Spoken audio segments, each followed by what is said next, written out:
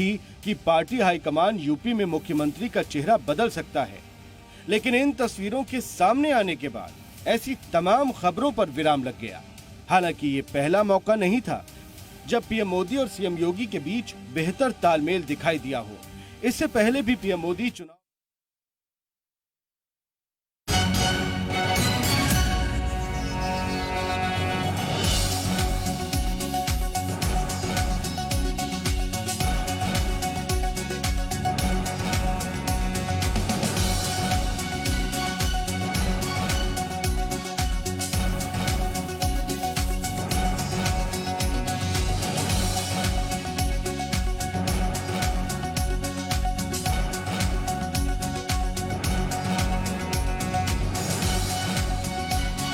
प्रस्तुतकर्ता राजेश मसाला और राघव भोग चक्की आटा। अब आएगा खाने में असली स्वाद, ट्राई कीजिए। प्रायोजक शीशा ग्रुप का ब्रह्मास्त्र डिटर्जेंट पाउडर व केक, कपड़े चमके शीशा जैसे। पतंजलि गाय का देसी घी खाएं, मिलावट के जहर से अपने मासूम बच्चों व परिवार को बचाएं। आयुर्वेदिक मुल्तानी पचमीना सिरप, पचमीना पाचन एक्सपर्ट और एक्वालाइट फुटवेयर, कंफर्ट दिखता है एक्वालाइट।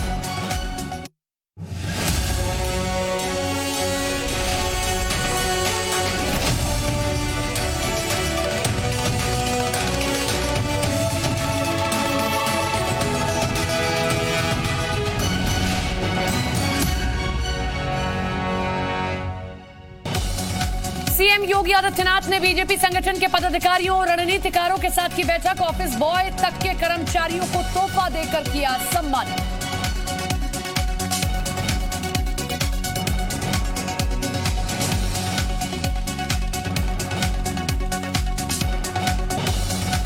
योगी आदित्यनाथ का दिल्ली दौरा कल, पीएम मोदी से करेंगे मुलाकात। अमित शाह जेपी नड्डा से भी मिलेंगे। शपथ ग्रहण के साथ कैबिनेट के चेहरों पर हो सकती है चर्चा।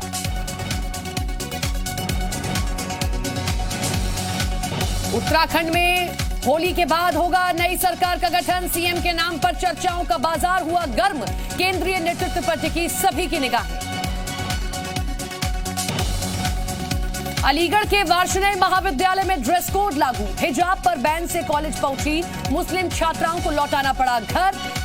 कॉलेज कैंपस में चेहरा ढककर घूमने पर पाबंदी। ओडिशा में लखीमपुर खीरी जैसा कांड। बीजेडी विधायक प्रशांत जगदेव ने लोगों पर चढ़ाई कार। बानापुर में 20 लोगों को कुचला। आक्रोशित भीड़ ने विधायक को पीटा।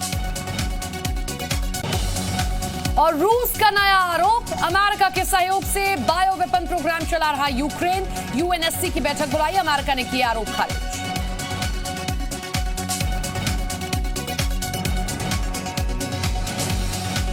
प्रस्तुतकर्ता 90 वर्षों से महिलाओं की नंबर 1 आयुर्वेदिक औषधि व टॉनिक हेम पुष्पा। प्रायोजक कपिला पशु आहार, प्यार बढ़ेगा दूध बढ़ेगा। फूलों के पराग और प्रकृति के सैकड़ों पोषक तत्वों से भरपूर पतंजलि हनी, केसरी मरहम एवं तैलम, वर्षों से दर्द पे सबसे ज्यादा असरदार। हिमालय हींग, खाने में स्वाद बन जाए बात।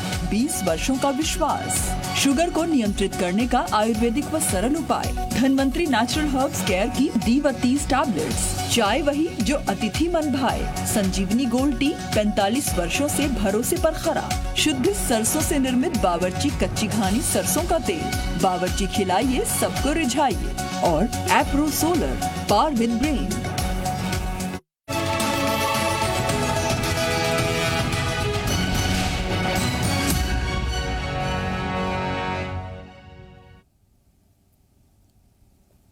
नमस्कार, आप देख रहे हैं जी उत्तर प्रदेश उत्तराखंड में हूं आपके साथ सपना शुक्ला। बड़ी खबर आपको बता दें, उड़ीसा के खोरदा जिले के बानपुर में एक विधायक ने अपनी एसयूवी लोगों पर चढ़ा दी। ये बिल्कुल लखीमपुर पार्ट 2 लग रहा है और इस वारदात का मोबाइल वीडियो भी सामने आया है। विधायक का नाम प्रशांत जगदेव बताया जा रहा है। बीजू जनता दल से प्रशांत विधायक हैं और उनकी बेकाबू कार 20 लोगों को कुचल देती है। इस घटना के बाद गुस्साई भीड़ ने विधायक जी की जमकर पिटाई कर दी है। इस हादसे में 7 पुलिसकर्मी समेत 20 लोग घायल।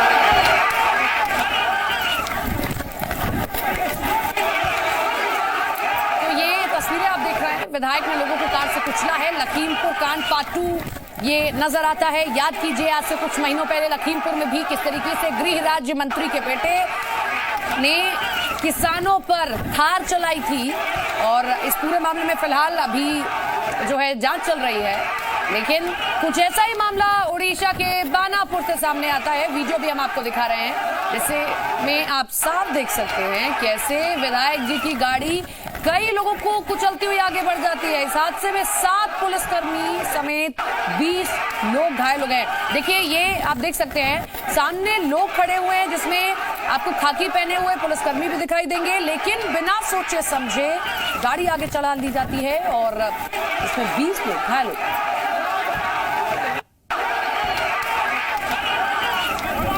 तस्वीरें आपको दिखा रहा है। पहली तस्वीर एमएलए की कार में 20 लोगों को कुचला है। दूसरी तस्वीर आप देखिए कि किस तरीके से उसके बाद विधायक की जमकर पिटाई वहां लोगों ने की है। तो ये तस्वीरें आप देख सकते हैं आज से कुछ महीने पहले। याद कीजिए कुछ ऐसा ही आपको लखीमपुर में, उत्तर प्रदेश के लखीमपुर में दिखाई दिया होगा, जिसको लेकर विपक्षियों ने खूब निशाना साधा था।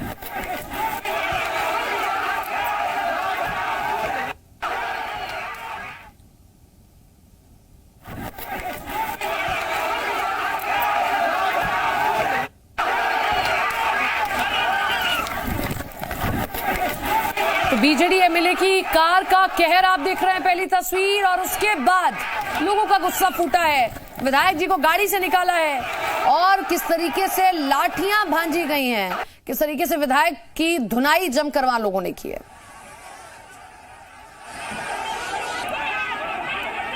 तो 20 लोगों को ये बीजेडी विधायक की कार कुचल देती है। दबंगई ये देखने को मिली है। ये पता होने के बावजूद कि गाड़ी को घेरा जा रहा है, वहां लोग मौजूद हैं, बावजूद इसके गाड़ी आगे चला दी जाती है। लोगों का गुस्सा फूटता है और उसके बाद विधायक की वहां मौजूद लोगों ने पिटाई की है।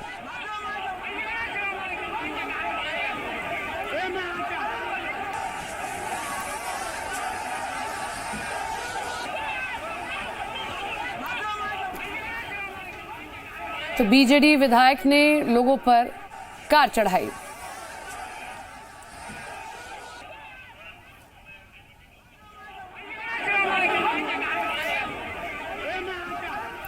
चलिए अब आगे बढ़ते हैं, और जैसा कि आप भी सुन रहे हैं और देख भी रहे हैं, जो कृष्ण को लाए हैं क्या वो 2024 में आ पाएंगे? बहुत बड़ा सवाल है। उत्तर प्रदेश के चुनाव में बीजेपी ने प्रचंड जीत हासिल की है। इस जीत में जहां एक और बीजेपी सख्त शासन और विकास के योगदान का दावा कर रही है, वहीं राजनीति के पंडित कह रहे हैं कि अयोध्या में हो रहे राम मंदिर निर्माण ने भी बीजेपी की जीत को पुख्ता किया है। और इसके अलावा राजनीतिक विश्लेषक ये भी दावा कर रहे हैं कि 2024 के लिए बीजेपी कृष्ण मुद्दे को धार देने में जुटी हुई है।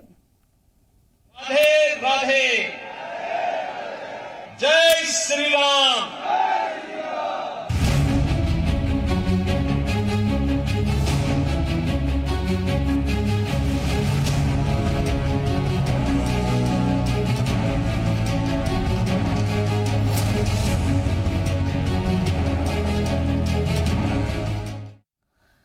2022 के विधानसभा चुनाव में आपने सुना, जो राम को लाए हैं हम उनको लाएंगे, और किस तरीके से बीजेपी 273 सीटों के साथ प्रचंड बहुमत के साथ एक बार फिर से सरकार बनाने जा रही है। लेकिन अब सवाल कृष्ण जन्मभूमि को लेकर सब खड़े हो गए हैं। जो कृष्ण को लाएंगे वो 24 में आएंगे, क्योंकि 2022 का ये चुनाव झांकी था, तैयारी असली 2024 की है। राजनीतिक विश्लेषक ये दावा कर रहे हैं कि 2024 के लिए बीजेपी कृष्ण मुद्दे को धार देने में जुट गई है। यानी अगले लोकसभा चुनाव में मथुरा में कृष्ण जन्मभूमि का मुद्दा छाने वाला है। ऐसा इसलिए क्योंकि मथुरा विवाद पर हाईकोर्ट सुनवाई के लिए तैयार हो गया। ये बड़ी खबर हम आपको बताते हैं, मथुरा विवाद से जुड़ी है। हाईकोर्ट ने सुनवाई करने का फैसला किया है। हाईकोर्ट इस पूरे मामले में 25 जुलाई को सुनवाई करेगा। शाही ईदगाह मस्जिद को हटाने की मांग वाली याचिका पर हाईकोर्ट ने सुनवाई के लिए हामी भर दी है। याचिका में मस्जिद परिसर में पूजा की अनुमति भी मांगी गई है। बहुत पुराना विवाद है। 1968 में किस तरीके से ट्रस्ट जो है एक कोर्ट के बाहर सहमति बनाता है, लेकिन उसके बाद लोग सवाल खड़े कर देते हैं कि वो पूरा परिसर भी कृष्ण जन्मभूमि में आता है। ये बिल्कुल सत्य है और ये मुसलमान भाई भी जानते हैं कि जो जगह पे जो ईदगाह बनी है ये हिंदुओं भाइयों का जो धर्म का केंद्र है उसकी ही यह ज़मीन है। वो लोग भी इस बात को जानते हैं, लेकिन कुछ बातें और कुछ लोग ऐसे होते हैं कि जो भड़का देते हैं। उन लोगों में भी ऐसे लोग नहीं हैं कि वो लोग लड़ना चाहते हैं, ऐसा नहीं है। वो भी खुल करके साथ देना चाहते हैं, खुल करके साथ देते हैं, वो भी इस बात को जानते हैं। तो इसलिए उन सबसे अनुरोध है कि वो एकता को लेकर के और सब हिंदुओं का साथ देते हुए जो जिसका धर्म है उसको सर्वमान्य करें। तो 2024 के लिए क्या मथुरा जन्मभूमि विवाद वाली पिच तैयार हो रही है बीजेपी की ओर से? ये बहुत बड़ा सवाल है। कृष्ण जन्मभूमि को लेकर हम कुछ डिटेल्स भी आपको दिखाएंगे क्योंकि बहुत पुराना विवाद है। पिछली सुनवाई में हाईकोर्ट ने जो है खारिज कर दी थी ये याचिका, लेकिन याचिकाकर्ता उस वक्त मौजूद नहीं था। लेकिन एक बार फिर से जब लिस्ट हुआ है ये पूरा मामला इलाहाबाद हाईकोर्ट में, अब इलाहाबाद हाईकोर्ट इस पूरे मामले में सुनवाई करने जा रहा है। जहां एक तरफ वहां मौजूद लोग ये दावा कर रहे हैं कि बीजेपी की सरकार दोबारा आई है, लिहाजा यहां पर कृष्ण जन्मभूमि को लेकर भी कुछ काम किया जाएगा। और इसी पिच पर हमने देखा कि 2022 के चुनाव में बीजेपी ने खेलने की कोशिश भी की। सबसे पहला बयान आता है केशव प्रसाद मौर्य की ओर से, वो कहते हैं कि अब कृष्ण जन्मभूमि की बारी है, मथुरा की बारी है। उसके बाद श्रीकांत शर्मा जो वहां से मौजूदा विधायक हैं, दोबारा जीत हासिल की है, वो भी लगातार इस बात को कहते रहे। अब हम आपको डिटेल्स दिखाते हैं ग्राफिक्स के जरिए, आप समझिए आसान भाषा में। औरंगजेब ने कृष्ण मंदिर तुड़वाया, बहुत पुराना ये जो डिटेल्स हम दे रहे हैं आपको, दावा किया गया कि औरंगजेब ने सबसे पहले कार्रवाई की, जो कृष्ण मंदिर वहां मौजूद था वो तुड़वा दिया गया। उस वक्त वो शासक था वहां पर। उसके बाद क्या होते हैं वो भी हम आपको दिखाते हैं कि कैसे एक के बाद एक चीजें वहां पर बदलती जाती हैं, क्योंकि एक ट्रस्ट का भी निर्माण किया गया था, एक ट्रस्ट बनाया गया। उसके बाद में उस ट्रस्ट ने ये फैसला लिया कि आपसी सहमति से जो है यहां पर हम लोग देख सकते हैं कि जमीन तो आएगी हमारे अंडर, लेकिन वहां पर ईदगाह मौजूद रहेगी, वहां पर लोग जाकर याचना कर सकते हैं। 1969 में मंदिर तुड़वाकर एक हिस्से में मस्जिद बनवाई गई। ये दावा किया जा रहा है कि उसके बाद में वहां पर मस्जिद बनवा दी जाती है। ईदगाह को हटवाने के लिए हिंदू पक्ष की ओर से याचिका अब दाखिल की गई है। ये पिछली बार भी दाखिल हुई थी लेकिन खारिज कर दी गई। लेकिन अब इसके बाद लंबे वक्त से हिंदू संगठन वहां पर ईदगाह हटवाने की मांग कर रहा है। एक बार फिर से अब इस पूरे मामले पर सुनवाई करने के लिए हाईकोर्ट तैयार हो गया है। लंबे वक्त से हिंदू संगठन हालांकि ये मांग करते रहे हैं कि वो हिस्सा भी जन्मभूमि के अंदर आता है। मंदिर समिति और ईदगाह प्रबंधन के बीच समझौता हुआ 1968, जिसका जिक्र मैंने पहले भी किया। ये 1968 में समझौता हुआ था। जमीन को लेकर ये पूरा समझौता किया गया था कि यहाँ ये जमीन जरूर कृष्ण जन्मभूमि के अंदर आएगी, लेकिन यहाँ पर ईदगाह बना रहेगा, उसे नहीं हटाया जाएगा, वो ढांचा वहां बना रहेगा। ये समझौता कर लिया गया। ईदगाह वाली जमीन मस्जिद प्रबंधन की रहेगी। ये उस वक्त समझौता इस दौरान किया गया और इस समझौते पर ही सबसे बड़े सवाल है।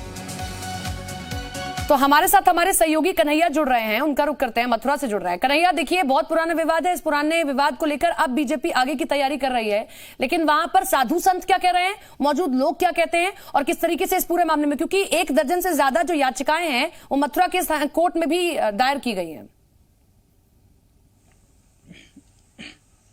जी बिल्कुल, आपने सही कहा। करीब 1 दर्जन से अधिक याचिकाएं हैं जो मथुरा के न्यायालय में विचाराधीन है। और सबसे बड़ी बात, जिस तरीके से विधानसभा चुनाव में देखने को मिली, केशव प्रसाद मौर्य हो या तमाम साधु संत, और सीएम योगी आदित्यनाथ ने खुद भी मंचों से कहा कि काशी अयोध्या के बाद अब मथुरा की बारी है, तो कहीं ना कहीं एक इशारा था। इसको लेकर जो मतदान हुआ उस पर भी काफी असर देखने को मिला, क्योंकि मथुरा में लगातार याचिकाएं विचाराधीन है, न्यायालय एक के बाद एक सुनवाई कर रहा है। और जो साधु संत है उनकी खासी उम्मीद है, क्योंकि करीब 23 बार सीएम योगी आदित्यनाथ मुख्यमंत्री बनने के बाद मथुरा आए हैं। ऐसे में अब फिर भारतीय जनता पार्टी अपनी सरकार बनाने जा रही है, तो स्थानीय लोग और साधु संतों की जो उम्मीद है वो बढ़ रही है। कुछ लोग हमारे साथ हैं जिसमें साधु संत हैं और स्थानीय लोग भी हैं। साधु संतों से बात करने की कोशिश करते हैं। हमारे जी, किस तरीके से आप देख रहे हैं, क्योंकि अब जब मंदिर की बात होती है श्री कृष्ण जन्मभूमि की, तो किस तरीके से आपके भाव है, क्योंकि अब दोबारा से योगी आदित्यनाथ सरकार बनाने की ओर है?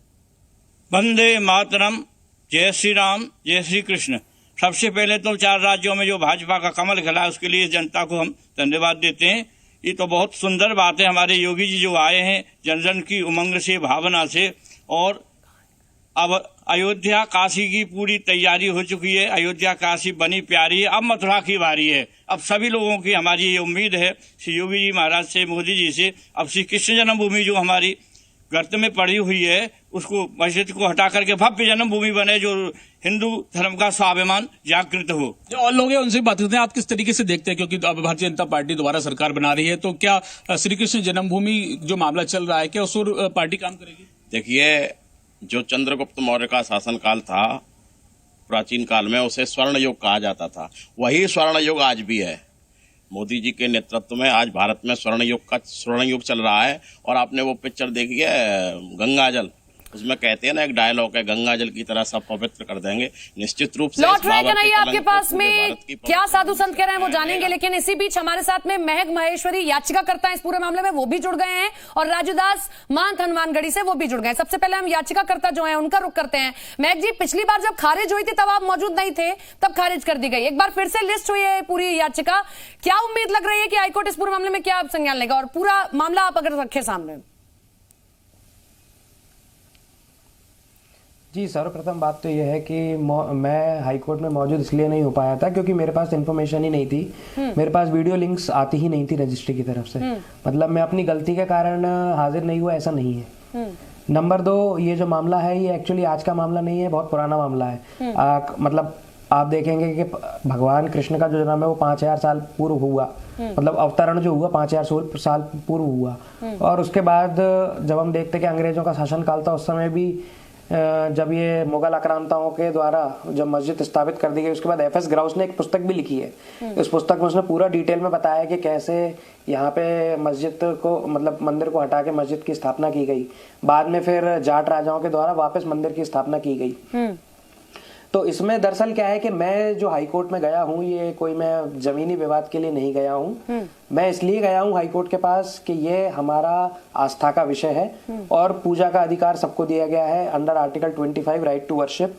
तो राइट टू वर्शिप जो अंडर आर्टिकल 25 है और 26 है, तो उसके तहत मैं चाहता हूं कि भाई जो कृष्ण जन्म स्थान है वो एक्चुअली जो मंदिर की, मस्जिद की जो बीच वाली गुंबद है ठीक उसके नीचे है, जहाँ पे भगवान केशव देव विराजमान थे। तो इसमें हमें मस्जिद से कोई प्रॉब्लम नहीं है। हमें प्रॉब्लम क्या है कि भाई वो पिछली बार भी प्लेसेस ऑफ वर्शिप एक्ट का हवाला दिया गया, एक्चुअल जन्म स्थान वो है।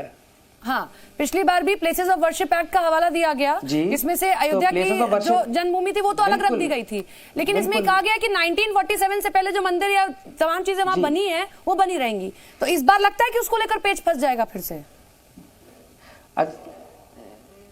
बिल्कुल बिल्कुल, एक्चुअली क्या है कि इसलिए मुझे पता था ये इशू सामने आएगा, इसलिए मैंने अपनी पिटीशन में प्लेसेस ऑफ वर्शिप एक्ट को भी इशू नंबर 2 के रूप में चैलेंज करा हुआ है। नहीं, उसमें क्या चैलेंज किया है? क्योंकि उसमें बाद में आके कोर्ट यही कह देगा कि देखिए प्लेसेस ऑफ वर्शिप एक्ट के मुताबिक जो चीज वहां थी वो वहीं रहेगी। उसकी कॉन्स्टिट्यूशनैलिटी वो देखिए, हमने उसकी कॉन्स्टिट्यूशनैलिटी, अब कोर्ट क्या कहेगा ये कोर्ट के ऊपर है, हमने उसकी कॉन्स्टिट्यूशनैलिटी ही चैलेंज की है कि वो संवैधानिक रूप से वैध नहीं है। आप खुद ही बताइए, आप मेरे को छोटा सा उदाहरण का जवाब दे सकते हैं तो आप बताइएगा, यदि आपके साथ पूर्व में कुछ गलत हुआ है, अब मैं आपको बोल दूं कि आपके साथ अगर 2004 में कुछ गलत हुआ है तो आप 2005 के बाद उस पर कोई कार्रवाई नहीं कर सकते। हाँ। तो ये तो एक प्रकार से आपके जो जुडिशियल रेमेडी है, जो न्यायिक व्यवस्था है, उसका हनन हो गया ना आपका। तो चलिए लौटेंगे आपके पास में। राजूदास जी भी हमारे साथ में जुड़े हुए हैं। राजूदास जी, आपने देखा कि किस तरीके से भव्य दिव्य राम मंदिर बनने जा रहा है, लेकिन उस पर इस बार सियासत भी हमने देखी। अब 2024 के लिए क्या मथुरा का ये विवाद तैयार हो रहा है? नहीं, ये विवाद नहीं है। आप विवाद बता रही हो। पहले तो आप सभी को साधुवाद, आप लोग लगातार चुनाव में रातों दिन एक करके मेहनत किया, और मैं पूरे उत्तर प्रदेश के आम जनमानस को साधुवाद, आभार दूंगा जिस प्रकार से एक शांतिपूर्ण सरकार का पुनः स्थापना हुआ है, जिसको लेकर सभी को धन्यवाद, आभार। विषय बहुत गंभीर है। विषय गंभीर ये है कि जिस प्रकार से अयोध्या में संविधानिक तरीके से जब हम डे टू डे सुनवाई की मांग कर रहे थे, लोग विरोध कर रहे थे, भगवान की साक्ष्य एविडेंस आधार खुदाई हुई, सर्वे हुआ, सर्वेक्षण हुआ, उसके बाद हमको संविधान में आस्था है। ऐसा नहीं कि हम संविधान को नहीं मानते हैं। संवैधानिक तरीके से मंदिर निर्माण की हम बात अयोध्या में भी करते थे, और मथुरा में भव्य दिव्य भगवान कृष्ण की मंदिर निर्माण हो। इसमें लोगों को राजनीति लगता हो तो लगे, उनको राजनीति लगता है जो लोग कभी इच्छुक नहीं थे कि यह विवाद हल हो, यह विषय शांत हो और भगवान कृष्ण की भव्य दिव्य मंदिर निर्माण हो। मैं पूछना चाहता हूँ, पहले तो मैं इस चीज का विरोध करता हूँ। देवी देवताओं का कोई जात नहीं होती है। लोगों ने भगवान को भी जात में बांट के रखा। उनसे मेरा क्वेश्चन है, सवाल है कि आपके भगवान कृष्ण सपने में आते थे, साइकिल चलाने के लिए बोलते थे, लेकिन पता नहीं कैसे आपकी साइकिल टूट गई। लेकिन आपका परम कर्तव्य है, परम धर्म है कि आप इस कर आगे आए। जिस प्रकार से अयोध्या में शांतिपूर्ण तरीके से मंदिर चल रहा है, मैं मुसलमान भाइयों से आह्वान करूंगा, निवेदन करूंगा, क्योंकि यह रामकृष्ण की धरती है, कोई अल्लाह, पीर, पैगंबर और मुल्लाओं की देश नहीं है। यहाँ पर हम सबके साथ, सबके विकास, राजदास जी, वो तो कोर्ट तय कर देगा, लेकिन जो लोग वहां पर मौजूद हैं वो ये कह रहे हैं कि देखिए ये चीज पहले से बनी हुई थी। अब आप या तो न्यायिक प्रणाली पर विश्वास कर लीजिए, न्यायिक प्रणाली जब आएगी तब उसके लिए काम हो जाएगा। इस पर बैटिंग जो है राजनीति वाली नहीं होनी चाहिए ना सर? नहीं, राजनीतिक वाली बैटिंग कौन कर रहा है? जिनको करना था वो तो ध्वस्त हो गए, खत्म हो गए। राजनीति तो वो लोग करते हैं जिनके मन में कभी भावना नहीं होती है। ये देखिए, जिस प्रकार से अयोध्या में अखिलेश जी का आना हुआ, हनुमानगढ़ी दर्शन करना हुआ, कहने का मतलब है इतना दिन से आप क्या कर रहे थे? मैं उनके लिए सवाल किया, जो लोग राजनीति करते हैं उनके लिए सवाल है। हमारा तो वहां भावना जुड़ा है, हिंदू जनमानस का आस्था जुड़ा हुआ। हम तो आस्था के तौर पे कह रहे हैं ना कि भव्य दिव्य मंदिर निर्माण हो और संवैधानिक तरीके से। अगर आप कोर्ट का भी रास्ता चुनना चाहते तो चुनिए, कोई दिक्कत हो रही, हम पीछे कहां हटते हैं। मैं तो कह रहा हूं साक्ष्य दूंगा, एविडेंस दूंगा, प्रमाण दूंगा, वेद दूंगा, पुराण दूंगा, शास्त्र दूंगा, उपनिषद दूंगा। हम इतना कुछ देने के लिए तैयार हैं। आप क्या दोगे? आप भी तो कुछ दो ना, आप क्यों नहीं देते? जब दोबारा सुनवाई कोर्ट करने जा रहा है, देखते हैं क्या कहते हैं। महक जी, फिर से आपके पास लौटेंगे, जिसका जिक्र राजदास जी भी कर रहे हैं। एक आर्कियोलॉजिकल सर्वे हुआ था जब राम मंदिर की बात हुई थी, और उसी आर्कियोलॉजिकल सर्वे के आधार पर जब फैसला दिया गया था राम मंदिर को लेकर, हर एक चीज का डिटेल दिया गया था कि यहाँ ये हिस्सा क्यों जा रहा है या यहाँ इस हिस्से से क्या मिला। क्या आपने अपनी याचिका में आर्कियोलॉजिकल सर्वे का जिक्र किया, जैसा आप बता रहे हैं कि उस गुंबद के नीचे ही जो है श्री कृष्ण का जन्म हुआ था? बिल्कुल बिल्कुल बिल्कुल। दरअसल क्या है कि मैंने इवन कोर्ट से ये मांग भी करी है अपनी प्रेयर में, याचिका की प्रेयर में, कि उसका आर्कियोलॉजिकल सर्वे ऑफ इंडिया के द्वारा उसका एक्सकवेशन भी होना चाहिए बराबर उस साइड का। क्योंकि जो आप जो रेलिंग देखते हैं, अगर आप पढ़ेंगे एफ एस ग्राउस की पुस्तक और हिस्टोरियंस के बारे में पढ़ेंगे आप, तो उन लोगों ने ये कहा भी है कि दारा शिकोह जो थे औरंगजेब के भाई, उन्होंने कटरा केशव देव के लिए रेलिंग डोनेट की थी, रेलिंग जो है दान में दी थी, बट बाद में औरंगजेब ने उसको हटवा दिया। और आप देखेंगे भी कि ना, आप मुझे खुद ही बता दीजिए, आप एक छोटे से प्रश्न का उत्तर दे सकती हैं तो दीजिए, कि ये जन्मभूमि इतनी ऊंचाई पे क्यों है? नहीं, आपने इसका जिक्र क्या किया, आप रखिए जनता के सामने। दरअसल जन्मभूमि इतनी ऊंचाई पे इसलिए है, हाँ यही तो, जन्मभूमि इतनी ऊंचाई पे इसलिए है क्योंकि जन्मभूमि का मंदिर जो है वो कईयों बार तोड़ा गया है। वो जो इकट्ठा होते होते आज वो इतनी ऊंचाई पे है, नहीं तो पहले जन्मभूमि का मंदिर इतनी ऊंचाई पे नहीं था। आपने इसके आर्कियोलॉजिकल कुछ डिटेल्स, कुछ एविडेंस दिए अपनी याचिका? ये तो हो गई जी। एमसी जोशी जो पहले थे आर्कियोलॉजिकल सर्वे ऑफ इंडिया में, उन्होंने पहले इस पे कुछ एक्सकवेशन किया था, बट डिटेल कटरा केशव देव की एक्सकवेशन नहीं हो पाई थी उस समय, क्योंकि कुछ मजदूरों ने बस उस समय खोज की थी, तो उसमें कुछ मूर्तियां वगैरह कुछ मिली थी। जब बीच में एक दीवार गिरने का हुआ था तब कुछ मूर्तियां वगैरह मिली थी। इस पे आपको जो मंदिर का प्रशासन है वो बहुत अच्छे से आपको बता पाएगा। जन्मभूमि मंदिर का जो प्रशासन है, उन लोगों के पास डिटेल है, वो भी जो एक्सकवेशन में जो चीजें मिली थी वो भी आज जन्मभूमि के अंदर स्टोर करी हुई रखी हैं। आप चाहें तो वहां पे जाके उसको डिटेल में देख सकते हैं। चलिए महक जी, लौटेंगे आपके पास में। हमारे साथ कन्हैया भी हमारे सहयोगी लगातार बने हुए हैं मथुरा से, और लगातार वो ग्राउंड जीरो से जब इस पूरे मामले को लेकर रिपोर्टिंग कर रहे हैं, तो उनके साथ साधु संत मौजूद है, उनसे ही बात कर लेते हैं। कन्हैया, देखिए आपने महक जी की बात सुनी होगी, उन्होंने कई तथ्य सामने रखे हैं कि किस तरीके से आर्कियोलॉजिकल सर्वे पिछली बार जो हुआ है उसमें तमाम चीजें सामने निकल कर आई। जो आपके साथ में साधु संत हैं, कई सालों से वहां रह रहे होंगे, उनसे बातचीत कीजिए कि किस आधार पर वहां के साधु संत कहते हैं कि यहाँ पर ये जो बाकी का हिस्सा है जो मस्जिद में जा रहा है, ये 13 एकड़ का, ये भी कृष्ण जन्मभूमि का है। देखिए, बिल्कुल बात करने की कोशिश करते हैं। और सर्वे की बात बता दूं, क्योंकि मथुरा न्यायालय में करीब 1 दर्जन से अधिक मामले जो न्यायालय में विचाराधीन हैं, और सभी मामलों में जो याचिकाकर्ता हैं उन्होंने न्यायालय से अपील की है कि जो शाही ईदगाह है वहां पर स्टे लगाया जाए और एक कमीशन का गठन कर मौके पर कमीशन भेजा जाए, जिससे वहां की स्थलीय जो चीज है वहां पर निरीक्षण करने के बाद पता लग सके। एक याचिकाकर्ता महेंद्र प्रताप है जिन्होंने न्यायालय में याचिका मथुरा में दायर की है। उन्होंने कहा कि जो शाही ईदगाह है मथुरा की, वहां पर जो पत्थर लगे हैं वो हिंदू मंदिर के पत्थर लगाए गए। साथ ही ही साथ जो आगरा फोर्ट में उन्होंने सीढ़ियों पे जिक्र किया है, जो सीढ़ियों में पत्थर हैं वो हिंदू देवी देवताओं के वहां पर चिन्ह है और वो जो वहां पर नक्काशी है वो उसमें शामिल है। ऐसे में लगातार याचिकाकर्ता मथुरा में भी मथुरा न्यायालय से अपील करते रहे कि वो शाही ईदगाह पर स्टे लगाए न्यायालय और वहां पर कमीशन गठन कर वहां के स्थल निरीक्षण के आदेश दे, जिससे मौके की जो स्थिति है वो निकल कर आए। जो साधु संत हमारे साथ हैं उनसे भी बात करने की कोशिश करते हैं। महाराज जी, क्योंकि काफी समय से आप मथुरा में रह रहे हैं, तो किस तरीके से आप देख रहे हैं कि वो जो जगह है वो श्री कृष्ण जन्मस्थान की है और किस तरीके से आप लोग इसको मानते हैं? वो तो हमारे सारे धर्म ग्रंथों में प्रमाणित है। अयोध्या, काशी और मथुरा की जो जन्मभूमि है उस पर औरंगजेब ने तोड़ के बनाया था। अब हमारा भारत स्वतंत्र हुआ पर गुलाम था। जब से हमारी भाजपा सरकार आई है तब से समझो स्वतंत्र हुआ और योगी जी पूर्ण करेंगे, हम सबकी आशा है।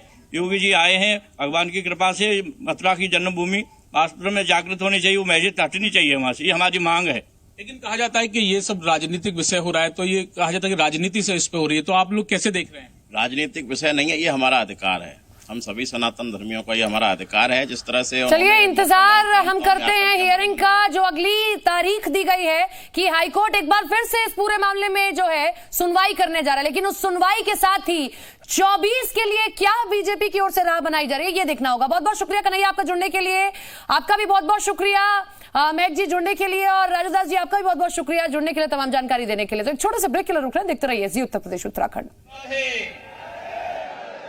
जय श्री राम।